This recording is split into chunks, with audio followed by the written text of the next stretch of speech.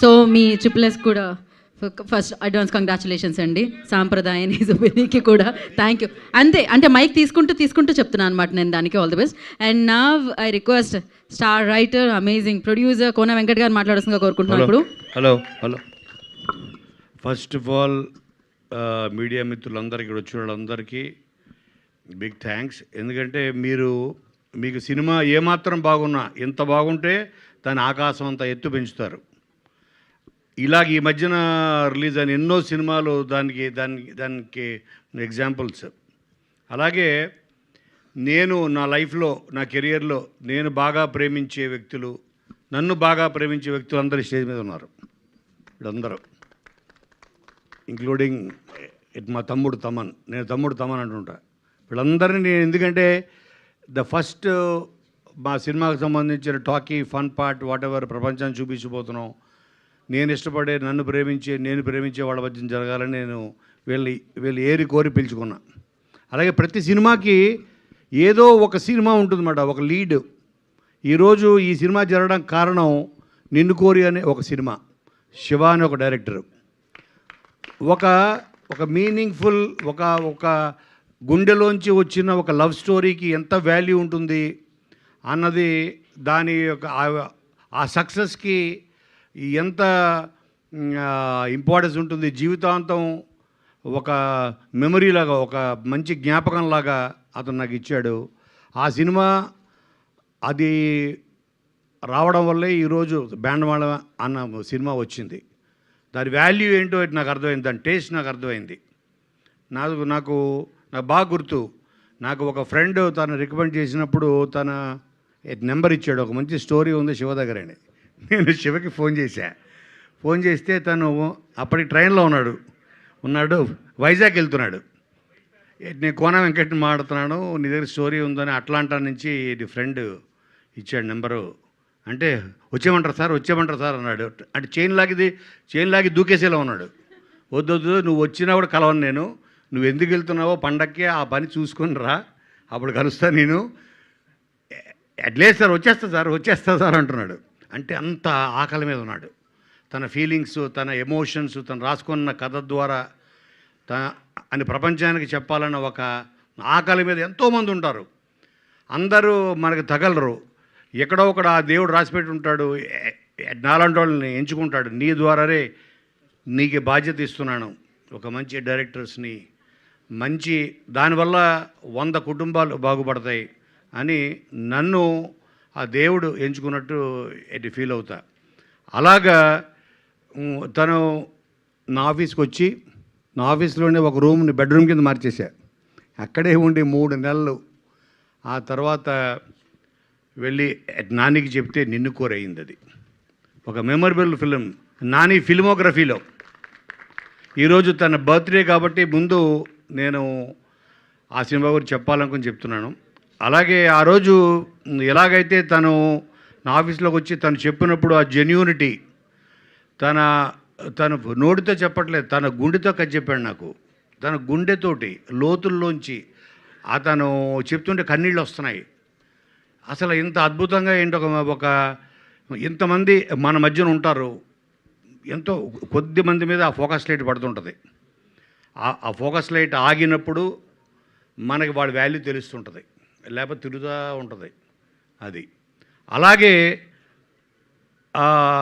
కొన్ని సంవత్సరాల తర్వాత మళ్ళీ నా దగ్గరికి వచ్చాడు శివ. సో నేను అదే అనుకున్నాను, సతీష్, అటు శివ ఇటు సతీష్. అలాగే ఒక ల్యాప్టాప్ వేసుకొచ్చి ఓపెన్ చేసి సాంగ్స్ పెట్టాడు, ఇది పెట్టాడు, నుంచున్నాడు, డ్యాన్స్ చేస్తున్నాడు, చెప్తున్నాడు. నాకు ఎగ్జాక్ట్గా మళ్ళీ ఇంకొక శివని చూసినట్టే ఉంది నాకు. అండ్ అదే హార్ట్ తోటి, అదే గుండెతోటి మళ్ళీ నాకు కథ చెప్పాడు. అదే బ్యాండ్ మేళం. అది చూసిన తర్వాత నేను ఒకటే అనుకున్నాను, ఎందుకంటే ఇది ఒక 10th క్లాస్ నుంచి ఒక డిగ్రీ ఫైనల్ ఇయర్ వరకు, ఒక ఇంజనీరింగ్ ఫైనల్ ఇయర్ వరకు జరిగే ఒక ఇద్దరు బావమర్దల ట్రావెలే ఈ లవ్ స్టోరీ. అన్ని లవ్ స్టోరీలో ప్రాబ్లమ్స్ ఉంటాయి, కాన్ఫ్లిక్ట్స్ ఉంటాయి. వీళ్ళ లవ్ స్టోరీలో ఉన్న కాన్ఫ్లిక్ట్ చాలా కొత్తది. అది మీకు సినిమా చూస్తేనే తెలుస్తుంది. లాస్ట్ 20-30 మినిట్స్ మిమ్మల్ని కట్టిపడేస్తుంది. ఇంత చిన్న పిల్లలు, నేను అనుకున్నాను ఈ కథ ప్రపంచంలో ప్రతి తెలుగువాడు చూడాలి అంటే అందరికీ తెలిసినవాడు ద్వారా చెప్పాలి కథ. అందుకని నేను వీళ్ళిద్దరిని చూస్ చేసుకోవడం జరిగింది, రోషన్ అండ్ శ్రీదేవిని. ఐ నీడ్ బెస్ట్ యాక్టర్స్, ఆ ఏజ్ గ్రూప్ సూట్ అవ్వాలి, ప్లస్ ఆ పెర్ఫార్మెన్స్, ఆ క్యాలిబర్ ఉండాలి, వాళ్ళకి నవ్వించాలి, ఏడిపించాలి, అన్ని రకాల ఇది చేయాలంటే ఆ క్యాలిబర్ నేను వీళ్ళిద్దరిలో చూశాను. And thanks to Nani again, వీళ్ళిద్దరిని పరిచయం చేయడం వల్ల, వీళ్ళు ప్రపంచానికి పరిచయం అవ్వడం వల్ల నేను చాలా కాన్ఫిడెంట్గా, నేను ఎన్నో దాంట్లో చెప్పాను. చాలామంది అన్నారు నాని అంత గొప్ప యాక్టర్ అవుతాడు అని. చాలామంది కొంతమంది హట్ అయ్యారు. నాకు అర్థం కాలేదు, నానితో కంపేర్ చేస్తారేంటని. మనం మన లైఫ్లో ఒక గోల్ పెట్టుకుంటాం, ఫలానా అంత గొప్పోడు అవ్వాలి, నువ్వు ఇంత గొప్పోడు అవ్వాలని అంటుంటారు పేరెంట్స్. సచిన్ టెండూల్కర్ అంత గొప్ప క్రికెటర్ అవ్వాలని, అంటే కానీ సచిన్ని తొక్కేమని కాదు అర్థం దానికి. సో ప్రతి వాళ్ళకి ఒక బెంచ్ మార్క్ ఉండాలి ఆ లైఫ్లో. నాకు తెలిసి తన పెర్ఫార్మెన్స్ చూసి తను పెట్టుకున్న బెంచ్ మార్కే నాని అనుకుంటున్నాను నేను. సో అందుకని like it's not a comparison, అది ఒక గోల్. అంటే ఇక దానికి మించి లేదని అర్థం, అంతకన్నా గొప్ప పొగడత ఇంకోటి లేదు. అలాగే మొన్న ఓ టీజర్ రిలీజ్ అయ్యి మేము చిన్న స్పెషల్ గ్లిమ్స్ వదిలాము. తమన్, నువ్వు చూసావు అది? అందులో ఏంటంటే తను మధ్యలో వెళ్ళిపోయి గర్ల్ ఫ్రెండ్స్ కన్నా చిన్నప్పటి నుంచి ఉండే స్నేహితుడు బెటర్ అని స్నేహితుడికి తాళి కట్టేస్తాడు హీరో. అది చూసి కొంతమంది కనెక్ట్ అయ్యారు సెక్షన్. సార్ మీరు మమ్మల్ని కూడా గుర్తించారు, గే లవ్ స్టోరీ చెప్తున్నారు అని.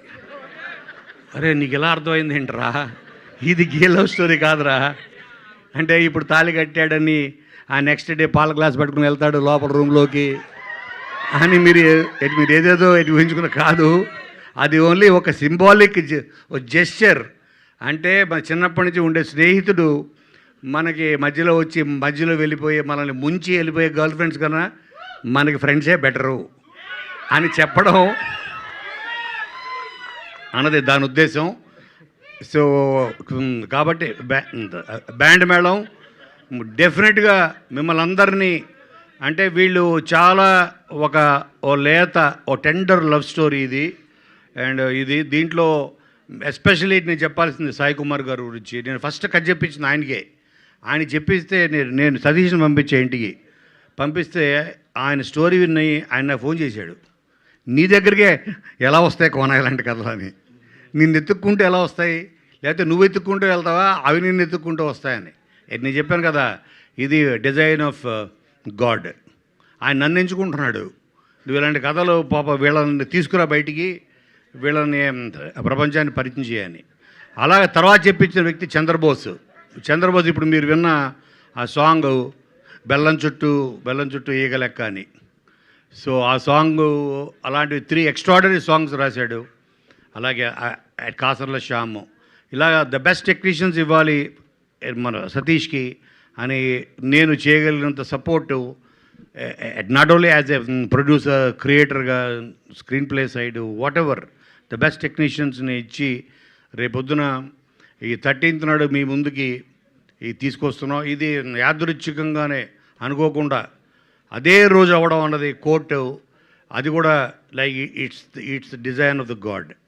కాబట్టి మళ్ళీ అదే సక్సెస్ మీరు మళ్ళీ నా కోసం కాదు, మళ్ళీ ఈ యంగ్ టాలెంట్ కోసం, మళ్ళీ సతీష్ కోసం, అటువంటి ఎంతోమంది యంగ్ టాలెంట్ని మళ్ళీ మీకు పరిచయం చేసి మంచి కథల్ని మీకు పరిచయం చేసే నాకు ఆ శక్తిని, ఆ సక్సెస్ ఇస్తుంది అని నేను మనస్ఫూర్తి కోరుకుంటూ, మీరందరూ 100% దీని గురించి నెక్స్ట్ 10 years మాట్లాడుకుంటారు బ్యాండ్ మేళం గురించి అనే నమ్మకంతో మీరందరికీ మరొకసారి thank you so much. Thank you తమ్ముడు Thaman, thank you so much for coming.